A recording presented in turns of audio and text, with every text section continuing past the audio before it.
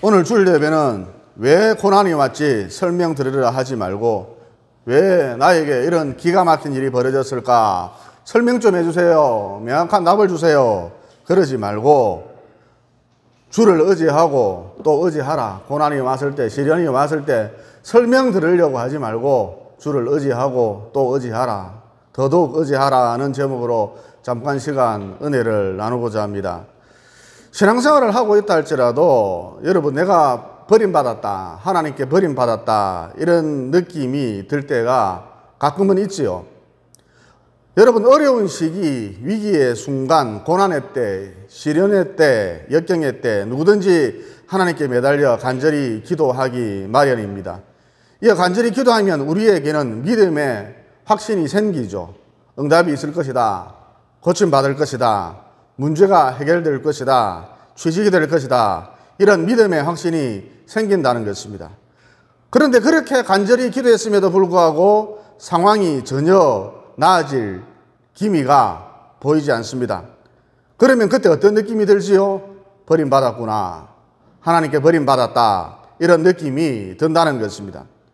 또 자녀가 갑자기 이름 모를 병에 걸려서 사경을 헤매고 있다면 응당 자녀를 위해서 식음을 전폐하고 기도하겠지요. 자녀가 이름 모를 병에 걸려서 오늘 내일 한다 그러면 금식하면서 기도할 것입니다. 그런데 아무리 기도해도 병이 낫지 않습니다. 오히려 증세가 점점 심해져만 갑니다. 심지어 죽음까지 맛보게 되었습니다. 이럴 경우 우리는 기도란 무엇인가, 믿음이란 무엇인가, 신앙의 회의를 느낄 수도 있죠. 그리고 무엇보다 버림받았구나, 하나님께 버림받았다, 이런 느낌이 든다는 것이죠. 방금 읽은 본문 말씀도, 우리가 읽은 본문 말씀도 이런 내용입니다. 하나님께서 영특한 지도자 모세를 이스라엘 백성들 가운데 보내주셨거든요. 그래서 이스라엘 백성들 가운데에 기대감이 생겼다는 것입니다. 그러니까 이제 모세가 나타났으니까, 하나님의 종, 하나님의 사자, 하나님의 대리자 모세가 나타났으니까 곧 엄청난 일이 생길 거야, 굉장한 일이 벌어질 거야, 해방이 코앞에 왔어, 다들 이렇게 생각하고 있었답니다. 이스라엘 백성들 가운데 기대감이 급격하게 상승한 것이죠. 그런데 모세가 이집트의 바로 왕을 만나고 난 다음 웬걸 바로 왕의 마음이 더 강팍해졌답니다. 어떻게 강팍해졌느냐? 집을 지푸라기도 주지 않고 벽돌을 구우라 그랬다는 것입니다. 즉 노동의 강도를 엄청 높였다는 것이죠. 그러자 이스라엘 백성들 가운데 원성이 자자해졌습니다. 즉 이스라엘 백성들이 말하길, 하나님께서 우리를 구원하시기 위해 모세를 보낸 것이 아니라 우리를 죽이기 위해서 모세를 보내셨는가 보다, 황당하다, 기가 차다, 하나님의 도우심, 이게 다 무슨 소용이 있단 말인가, 이렇게 말했다는 것입니다. 여러분, 오늘도 우리가 이렇게 교회 나와서 믿음 생활을 하고 있는데 당장 어떻게 되지는 않는다 할지라도, 당장 눈에 보이지는 않는다 할지라도 조금씩이라도 호전이 될 때에, 기미가 보일 때에 희망을 갖는 것 아니겠습니까? 그러니까 상황이 악화되면, 악화일로이면 사람들은 소리치고 아우성치기 마련이겠지요. 그래서 21절에 보면 이스라엘 백성들이 이런 식으로 탄식을 합니다. 아우성을 칩니다. 이제 바로의 눈과 그 신하의 눈에 미운 것이 되었다. 우리가 미운 것이 되었다. 즉 단단히 찍혔다. 밉상이 되었다. 또 바로와 그 신하들이 칼을 들고 우리를 죽이려 한다. 채찍으로 때린다. 몽둥이로 때린다. 이제 완전히 끝장났다. 여러분, 상황이 이렇게 전개된다면, 즉 버림받았다는 느낌이 든다면, 하나님께서 우리를 버리셨는가 보다, 이런 느낌이 든다면 우리는 어떤 태도를 가져야 할까요? 신앙이라고 하는 것은 태도가 참 중요한데 성경은 어떤 지침을 제공해 주고 있을까요? 그리고 버림받았다는 느낌이 들 때 성경이 가르쳐주는 옳은 태도를, 바람직한 태도를 우리가 견지한다면, 가진다면 시간은 우리 편이 될 수밖에 없겠지요. 우선 버림받았다라는 느낌이 들 때 성경이 가르쳐주는 올바른 태도란 설명을 들으려 해서는 안 된다는 것입니다. 그러니까 버림받았다는 느낌이 들 때 설명에 매달리지 말고 더더더더더 하나님을 의지하라는 것이죠. 일반적으로 고난당하거나 시련 중에 있거나 버림받았다는 느낌이 들 때 자꾸 설명을 들으려 하거든요. 왜 이런 고난이 내게 미쳤지? 왜 이런 어려움을 당하지? 왜 하필 내가 이런 병에 걸렸지? 암에 걸렸지? 자꾸 설명을 들으려 한다는 것입니다. 하지만 위기의 순간 우리가 해야 할 일이 무엇이냐? 생사화복의 주관자 되신 하나님을 더 의지하는 것입니다. 그런데 위기의 순간이 오면 이성이 작동을 하지요. 그래서 피해망상에 사로잡히거나 이것으로 끝이 아니야. 더 안 좋은 일이 생길지도 몰라. 더 끔찍한 일이 생길지도 몰라. 더 심해질지도 몰라. 그러면서 피해망상에 사로잡히거나 끊임없이 염려근심한다는 것이죠. 여러분, 염려근심도 알고 보면 생각의 작용이거든요. 이성의 작용이거든요. 그러니까 위기의 순간이 오면 이성의 작동을, 생각의 작동을 멈추라는 것입니다. 여러분, 내 생각이 결코 나를 구원해 줄 수가 없어요. 백날, 천날, 만날 생각해 보세요. 더 미궁 속으로, 더 깊은 늪 속으로 빠져들 뿐입니다. 그래서 어떻게 해야 하느냐? 위기의 순간이 오면 다른 것 다 필요 없고 더 하나님을 의지하는 쪽으로 나아가야 한다는 것이죠. 다시 거듭 강조합니다. 누구든지 위기를 경험하기 마련인데 그때 이성을 작동시키지 마라. 별반 도움이 안 된다는 거예요. 그러므로 더 하나님을 의지하는 쪽으로 나아가라는 것입니다. 다시 말해 위기의 때라고 하는 것은 내 주여 살든지 죽든지 주님 뜻대로 하시옵소서. 나는 주의 것입니다. 그러면서 나의 결연한 의지를, 나의 결연한 믿음을 자꾸 하나님께 보여주어야 할 때라는 것이죠. 이에 이스라엘 백성들이 탄식하며 부르짖으니까 하나님께서 어떻게 하셨지요? 6장 1절에 보면 이런 말씀이 나오거든요. 여호와께서 모세에게 이르시되 이제 내가 바로에게 하는 일을 네가 보리라. 강한 손으로 말미암아 바로가 그들을 보내리라. 강한 손으로 말미암아 바로가 그들을 그 땅에서 쫓아내리라. 여러분, 이 말씀은 결국 구원받는다, 너희들 구원받는다, 이런 원론적인 말씀이거든요. 즉 지금 상황에 있어서, 형편에 있어서 별로 도움이 안 되는 말씀이라는 것이죠. 여러분, 지금의 상황이 어떤 상황입니까? 바로가 지푸라기도 주지 않으면서 벽돌 구워라 그러고, 즉 노동의 강도를 몇 배나 높이고 또 칼로 죽이려 하고 채찍으로 때리고 몽둥이로 패고 야단법석이거든요. 엄청난 위기가 왔거든요. 그래서 이 문제를 하나씩 풀어줘야 하는데 너희들 구원받을 거야. 그러시면서 하나님은 원론적인 얘기만 하셨다는 것이죠. 구구절절 설명하지 않으셨다는 것입니다. 여러분, 이게 어떤 의미냐 하면 그냥 하나님만 더 의지하고 있어. 고난이 극심해지지. 모세가 나타났음에도 불구하고 고난이 더 심해지지, 극심해지지. 그러나 그냥 하나님만 더 의지하고 있어, 붙들고 있어, 이런 뜻이거든요. 어쨌든 하나님은 이런 방식으로 이스라엘 백성들을 다루셨습니다.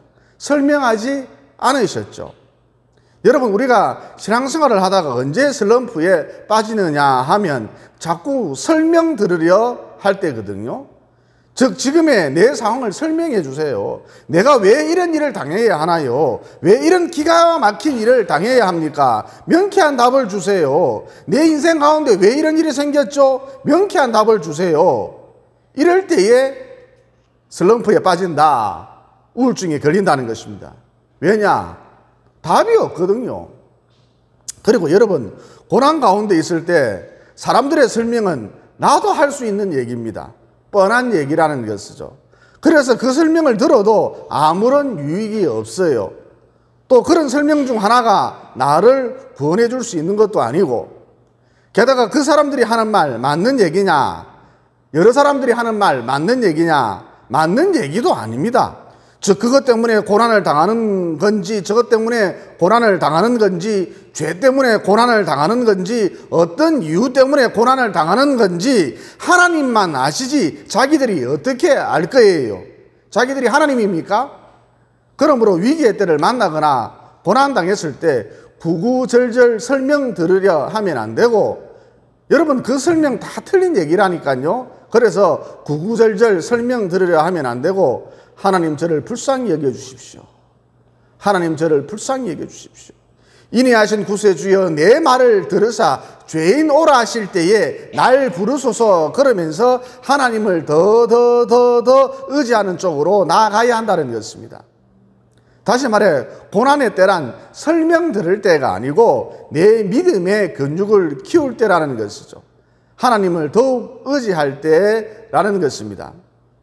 여러분 이게 고난 가운데 있을 때, 위기 가운데 있을 때, 시련 가운데 있을 때 우리가 취해야 할, 가져야 할 올바른 태도라는 것입니다. 이어 구약 성경에 보면 요셉이 큰 고난을 당하지 않습니까? 형들의 시기를 받아서 인신매매 되어서 애국으로 팔려갔잖아요. 노예로 팔려갔잖아요. 종으로 팔려갔잖아요. 그런데 하나님께서 왜 팔려갔는지 설명해 주시지 않으셨답니다. 또 보디발의 아내 집에서 종살이 할 때에 누명을 뒤집어 쓰고 억울하게 옥살이를 하지 않습니까? 하지만 그때도 너 왜 감옥에 들어가야만 하는지, 왜 감옥에 들어갔는지 아느냐, 너 왜 누명을 뒤집어 썼는지 아느냐, 이런 방구 설명이 없어요. 또 감옥 안에서 술 맡은 관원장이 자기의 도움으로 나가지 않습니까? 출소하지 않습니까? 그러나 그럼에도 불구하고 이 양반 연락 한번 하지 않거든요. 요셉에게 연락 한번 하지 않거든요. 여러분 그때도 왜 이런 일이 벌어졌는지 아느냐 한마디에 설명이 없습니다. 그러면 하나님께서 고난이 연속적으로 닥치는데도, 위기가 연속적으로 닥치는데도 왜 설명해 주시지 않으셨을까요? 결론적으로 말하면 설명이 믿음에 도움이 되지 않기 때문입니다. 그러니까 설명되지 않을 때, 잘 모를 때 더 하나님을 의지하라, 더 하나님을 신뢰하라는 것이죠. 나의 믿음의 근육을 키우라는 것입니다. 그런데 안타깝게도 방금 전 말씀드렸듯이 위기의 때란 믿음의 근육을 키울 때인데, 위기의 때란 믿음의 근육이 자랄 때인데 자꾸 설명해줘, 왜 이런 일이 닥쳤어, 설명해줘, 그러면서 자기의 이성을 작동시킨다는 것이죠. 그래서 친구를 앉혀놓고 허구한 날 했던 말 또 하면서 하소연을 늘어놓습니다. 때론 전화통에 불이 납니다. 내 귀국한 사연을 듣고 명확한 답을 달라는 거예요. 여러분 다시 한번 말씀드립니다만 사람들이 하는 그 설명 정답이 아닙니다. 또 나도 할 수 있는 뻔한 얘기라니까요. 그래서 내 인생에 그 설명 별로 도움이 되지 않습니다. 그리고 그 엉터리 설명을 듣고 위로받은들 그게 다 무슨 소용이 있느냐는 것이죠. 여러분 한나는 아기를 낳지 못했죠. 그래서 브린나에게 엄청 공격을 당했답니다. 그때 한나가 그녀가 어떻게 했습니까? 브린나 너 거기 가만히 있어. 나랑 답판을 짓자. 팔을 걷어붙이면서 나랑 답판을 짓자. 오늘 끝장을 내자. 네 도대체 왜 나한테 그러는데 설명 좀 해봐라. 이렇게 했습니까? 아니면 엘가나 목사님을 찾아가서 내가 왜 아이를 낳지 못하는지 설명 좀 해주세요. 내게 왜 이런 일이 미쳤는지 설명 좀 해주세요. 이렇게 했습니까? 다 아니었죠. 한나는 하나님을 찾아가서 눈물 뿌려 기도했답니다. 고난의 밤이 깊으면 깊을수록 그녀는 더 하나님을 의지하고 또 의지했던 것이죠. 이어 그 결과 어떻게 되었습니까? 하나님께서 한나에게 아기를 주셨는데 이 아기가 자라서 이스라엘의 전무후무한 지도자가 되지 않았습니까? 여러분 이 아기가 누구죠? 사무엘 선지자였지 않습니까? 이어 세례 요한도 비슷한 케이스라 할 수가 있습니다. 어느 날 그가 몹시 궁금했던가 봐요. 일이 잘 안 풀리고 어려워지니까, 감옥에 갇혀서 꼼짝도 못하고 있으니까 몹시 궁금했던가 봐요. 즉 버림받았다는 느낌, 그도 받았다는 것입니다. 그래서 세례 요한이 사람을 시켜서 예수님께 질문을 했지요. 오실 그이가 메시아가 당신입니까? 아니면 우리가 다른 사람을, 다른 일을 기다려야 하리이까? 그때 예수님께서 무엇이라고 대답을 하셨느냐? 맹인이 보며 못 걷는 사람이 걸으며 나병 환자가 깨끗함을 받으며 못 듣는 자가 들으며 죽은 자가 살아나며 가난한 자에게 복음이 전파된다 하라. 여러분 이 이야기는 설명이 아닙니다. 보고도 못 믿어 이런 뜻이거든요. 그러니까 예수님께서 고난당하고 있는 세례 요한에게 하시고자 했던 말씀은 설명 들으려고 하지 마. 나한테 설명 요구하지 마. 지금 나한테 필요한 건 믿음이야. 흔들리지 말고, 극심한 핍박이 왔다 해서 흔들리지 말고 믿고 의지해. 더 믿고 더 의지해. 핍박이 오면 올수록 더 믿고 더 의지해. 여러분, 성경의 모든 패턴은 다 이런 식입니다. 설명해 주세요. 그러면 믿으라. 그런다는 것입니다. 더 열심히 믿으라. 더 열심히 의지하라. 그런다는 것이죠. 이어 창세기 15장에 등장하는 아브라함도 같은 케이스라 할 수가 있습니다. 아브라함에게 아들이 없었죠. 그래서 맨날 안달, 복달 했었거든요. 그러면 아브라함에게 왜 아들이 없었을까요? 이에 대해 하나님은 일체 설명해 주시지 않습니다. 이어 그러던 어느 날 창세기 15장 1절에 보니까 하나님께서 아브라함을 데려다가 마당 한가운데 세워놓고 하늘을 올려다 보아라. 아브라함아, 하늘을 올려다 보아라. 저 별들을 셀 수 있겠느냐. 이 아브라함이 하나님 셀 수가 없습니다. 저렇게 별들이 가득한데 많은데 어떻게 셀 수가 있겠습니까? 그러자 하나님께서 아브라함을 보고 너의 자손이 이와 같으리라. 여러분, 이것은 설명도 아니고 더욱이 응답도 아닙니다. 그러면 도대체 무엇이냐? 그냥 믿으라는 거예요. 그러니까 아브라함에게, 아들이 없는 아브라함에게 응답이 되려면 올 연말쯤 아들이 있을 것이다. 올 가을쯤 아들이 있을 것이다. 아니면 내년 이맘때쯤 아들이 있을 것이다. 이런 게 응답이 아니겠어요? 난데없이 별을 세어보아라. 너 자손이 이와 같으리라. 이게 무슨 응답이 될 수 있겠습니까? 사람을 놀리는 그런 말일 수도 있겠지요. 그런데 참 아브라함이 대단한 것이 하나님이 그냥 믿으라 그러니까 예, 믿겠습니다 그랬다는 것이죠. 이어 그랬더니 믿었더니 하나님께서 아브라함을 보고 너는 참 의로운 사람이다 그랬답니다. 그래서 창세기 15장 6절에 보면 이런 말씀이 나오죠. 아브라함이 여호와를 믿으니 여호와께서 이를 그의 의로 여기시고.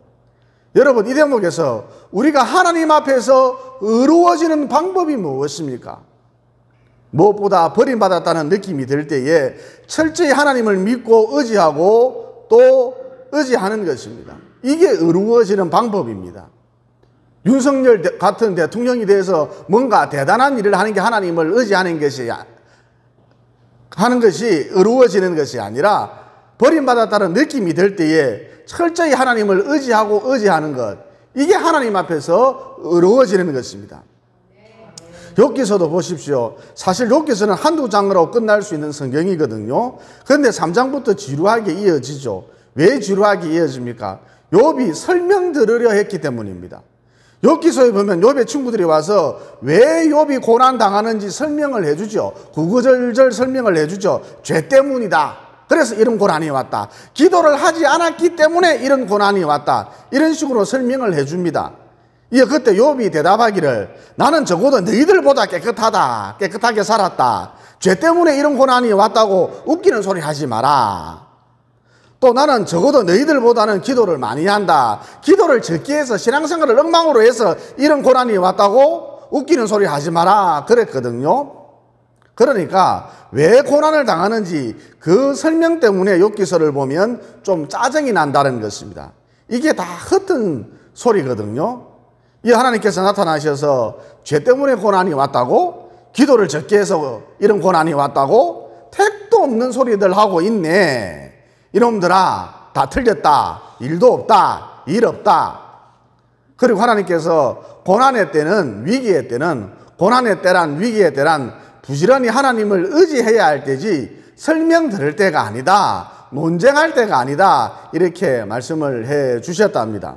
그러므로 위기의 때, 시련의 때, 고난의 때 어줍지 않은 설명을 들으려 하지 마시고, 또 불이 나도록 전화통 붙들고 있지 마시고, 사람 앞에 하소연 늘어놓지 마시고, 부지런히 하나님을 믿고 더 열심히 하나님을 의지하셔서 내 믿음의 근육을 키워나가시고, 더 나아가 마침내 하나님 앞에 어렵다 인정받으시기를, 칭찬 들으시기를 예수님 이름으로 진심으로 축원을 드립니다.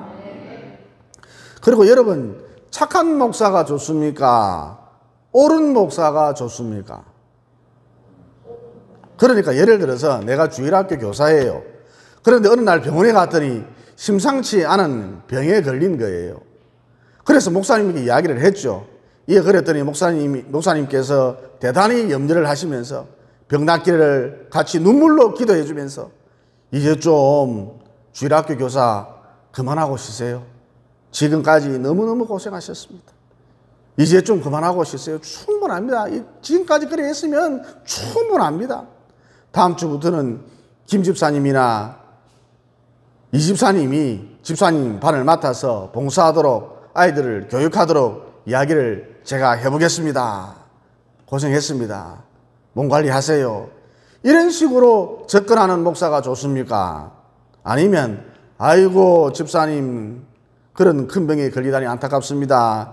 열심히 기도하시고 열심히 치료 받으세요. 열심히 약도 먹으세요. 이러한 일들도 사명입니다. 그리고 무엇보다 걸어 다닐 수만 있다면 아직 산소호흡기를 낀 건 아니잖아요. 집사님 산소호흡기 끼었어요. 그건 아니잖아요.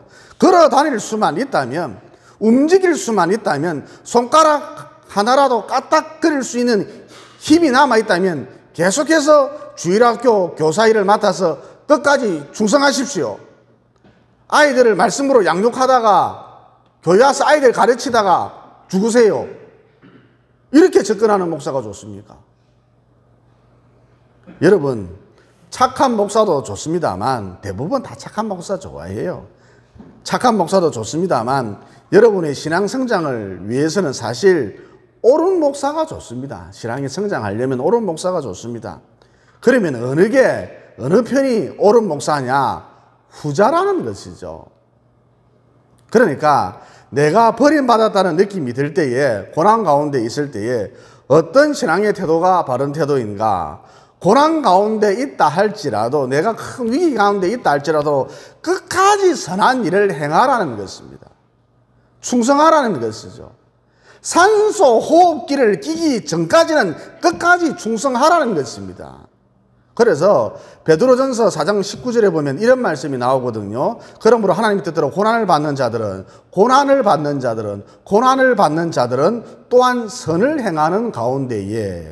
또한 선을 행하는 가운데에 즉 고난 중에 있다고 해서 내가 위기 가운데 있다고 해서 가만히 있는 게 아니에요. 충성하는 거죠.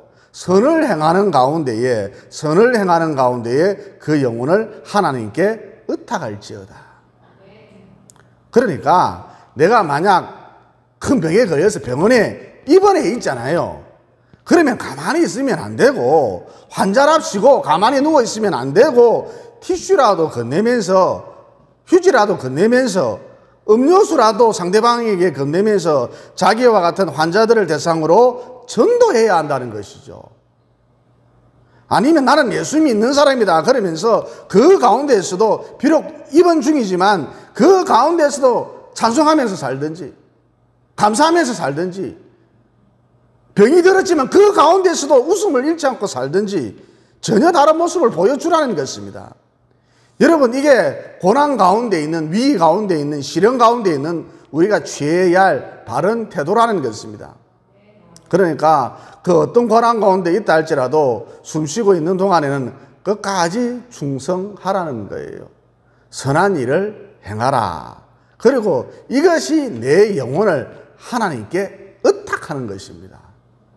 그러므로 고난 가운데 있다 할지라도 위기 가운데 시련 가운데 있다 할지라도 선한 일을 행하심으로 곧 끝까지 충성을 다하심으로 하나님 앞에 내 영혼을 온전히 의탁하는 맡기는 성숙한 성도님들 되시기를 예수님 이름으로 진심으로 축원을 드립니다.